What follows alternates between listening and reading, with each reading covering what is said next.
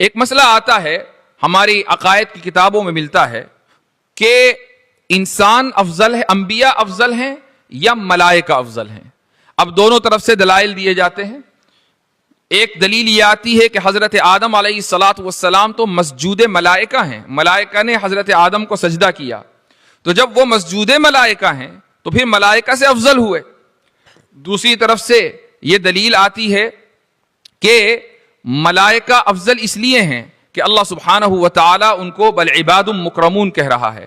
اسی طریقے سے وفضلنا علی کثیر ممن خلقنا تفضیلا، یہ جو کثیر ممن خلقنا تفضیلا ہے، کثیر کا لفظ کہ بہت سو کے اوپر ہم نے انسان کو فضیلت دی ہے، بہت سو میں سے استثناء ہے، کس کا؟ ملائکہ کا استثناء ہے. تو دونوں طرف سے دلائل دیے جاتے ہیں. یہ دلائل کا اختلاف کسی کو بھی اہل سنت والجماعت سے خارج نہیں کرتا.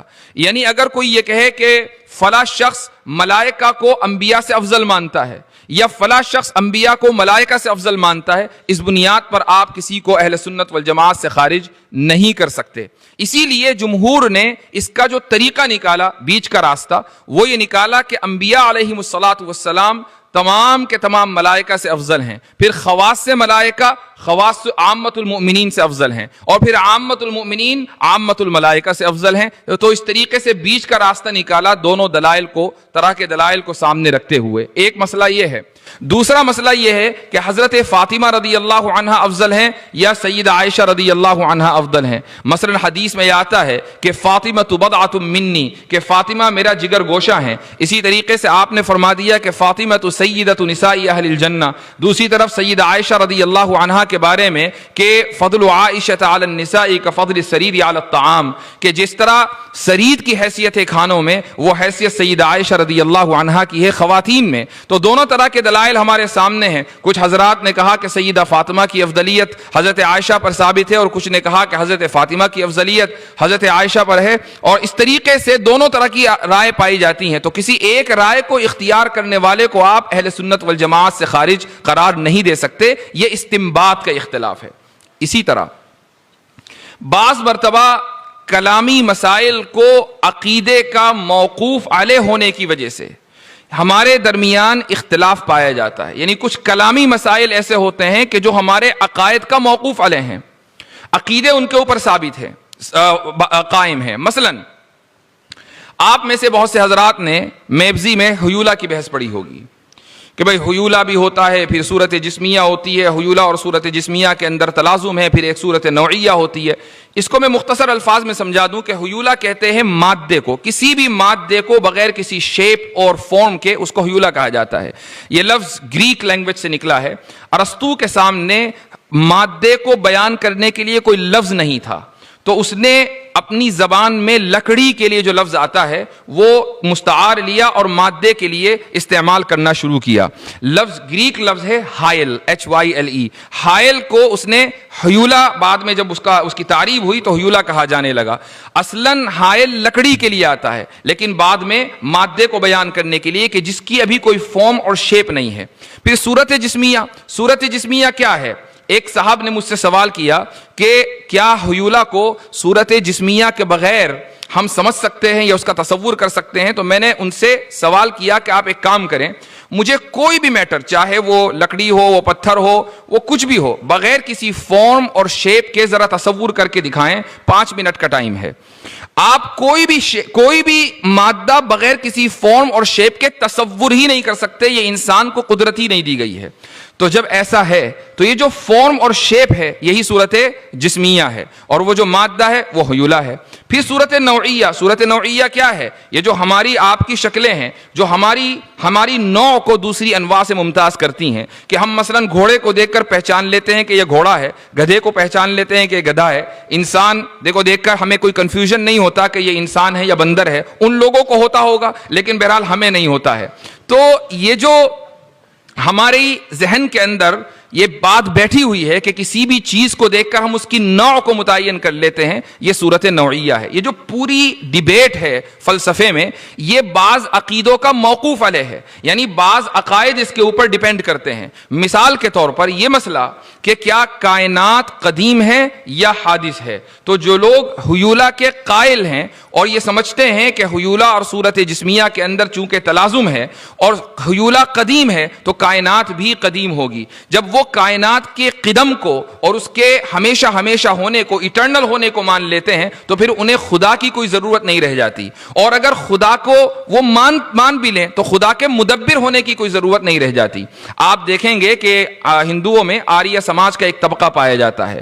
آریہ سماجیوں کے یہاں تین چیزیں قدیم ہیں، خدا کی ذات قدیم ہے، یہ کائنات یعنی مادہ قدیم ہے، اور اسی طریقے سے روح قدیم ہے۔ یہ تین چیزیں آریہ سماجیوں کے یہاں قدیم ہیں، اور یہ شرک اس لیے ہے کہ قدیم ہونا خدا کی صفت ہے، اور جس طریقے سے ذات کے اندر شرکت شرک کہلاتی ہے، اسی طریقے سے صفات میں شرکت بھی شرک کہلاتی ہے۔ تو آریہ سماجی جو اپنے آپ کو موحدین ہونا ثابت کرتے ہیں، ان کی توحید بھی پر بھی سوالیہ نشان لگا ہوا ہے۔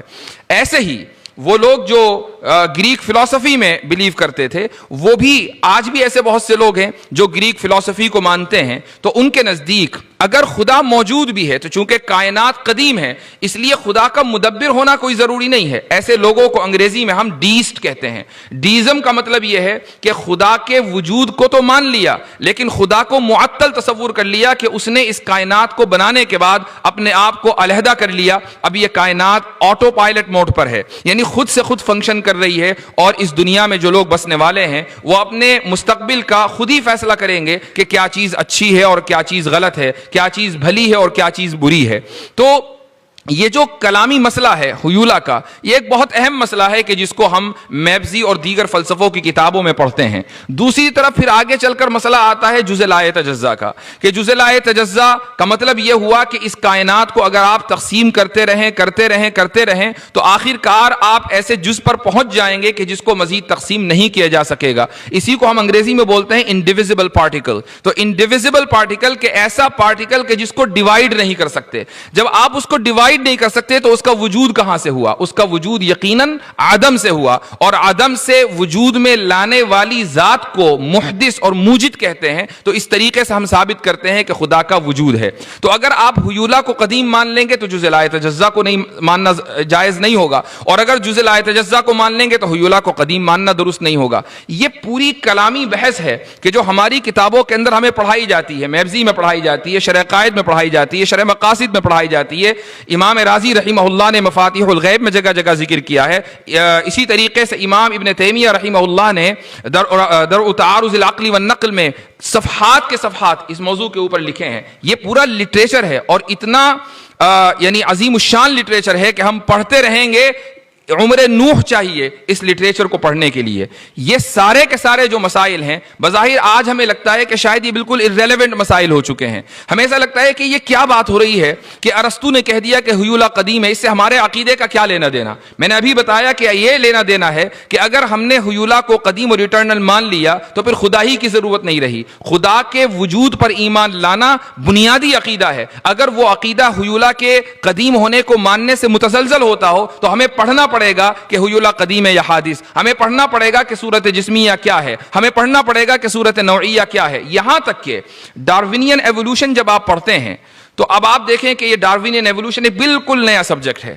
بالکل نیا سبجیکٹ کا مطلب یہ نہیں ہے کہ ابھی وہ 2-4 سال پہلے سلیبس میں آیا ہے، یعنی وہ تقریباً 100-150 سال سے اسکولوں کے نصاب کا حصہ ہے، اور ہم میں سے ایک بڑی تعداد ڈاروینین ایوولوشن کیسے کام کرتا ہے، اس کا کیا ماڈل ہے، اس کی کیا تفصیلات ہیں، اس سے بھی واقف نہیں ہے۔ میں ایک بات مثال کے طور پر یہ کہتا ہوں کہ بہت سے لوگ یہ سمجھتے ہیں کہ ایوولوشن کا مطلب یہ ہوا کہ انسان کبھی بندر تھا، بندر سے ترقی کرتے کرتے وہ انسان بنا ہے، حالانکہ ڈاروینین ایوولوشن اس بات کا قائل نہیں ہے۔ یہ چیز ذہن میں بٹھا لیں کہ جو شخص یہ سمجھتا ہو کہ انسان پہلے بندر تھا وہ ایوولوشن کو نہیں سمجھتا ہے۔ ڈاروینین ایوولوشن پوری ایک سائنس ہے، اس کے پیچھے ماڈلز ہیں، اس کے پیچھے کیلکولیشنز ہیں، اس کے پیچھے دلائل ہیں۔ یہ الگ بات ہے کہ ہم ان دلائل کو صحیح تصور نہیں کرتے ہیں اور دلائل کا جواب سائنسی دلائل ہی کی روشنی میں دیتے ہیں، لیکن ڈاروینین ایوولوشن بہرحال ایک جدید چیز ہے جو ہم پڑھ سکتے ہیں, پڑھا سکتے ہیں اپنے اسکولوں میں. صورت نوعیہ, یہ جو لفظ صورت نوعیہ ہے, اس کا تعلق ڈاروینین ایوولوشن سے ہے. یعنی ڈاروینین ایوولوشن کا مطلب یہ ہے کہ ایک نوع سے دوسری نوع کیسے وجود میں آتی ہے. ڈاروینین ایوولوشن کا جو فلسفہ ہے وہ یہ ہے کہ نیچرل سلیکشن کی بنیاد پر, یعنی فطری انتخاب کی بنیاد پر ایک نوع سے دوسری نوع بنتی ہے. ایک مثال یہ ہے کہ جو لوگ پہاڑوں پر رہتے ہیں, بہت اونچے ہمالیہ